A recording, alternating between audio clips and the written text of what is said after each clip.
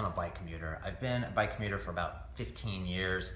I really love bike commuting because in the morning it helps me think about what it is I need to do during the day. And at the end of the day, it helps me just unplug. I can leave work back at the office and have a nice ride home. But for whatever reason, at the end of last year, I kind of got out of the habit for a while. I was just driving, drive back and forth from the corporate office, head on to Highway 1 and head back home to Santa Cruz. And at the same time, though, I was working on this project that was very, very tough. It was really, I was frustrated because I was working on this all the time and I just couldn't figure stuff out.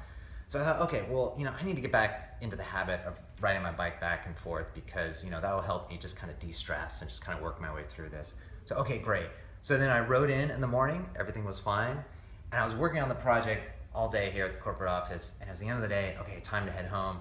But, I was still very, very frustrated from working on this. And I hopped on my bike. And the next thing I know is I'm on the on-ramp about ready to get on Highway 1 with my bike.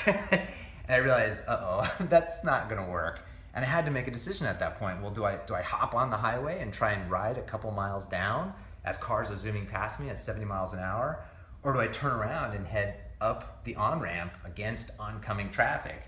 And well, what I decided to do is I decided to go up the on-ramp and, but the way I tried to deal with it though is that I tried to make eye contact with every single driver coming at me. I tried to, stay as far to the side as I could and take it really nice and easy. And fortunately, I made it up to the top without a problem. So it was just it was a near miss. It wasn't an actual accident. But kind of looking back on it and thinking about it, what state was I in? Well, I was definitely frustrated because I was frustrated from this project. I just couldn't get my arms around it.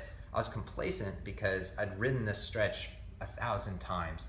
And you put those two together, and I was definitely, it put me in my eyes were not on task, and that led me to be in the line of fire.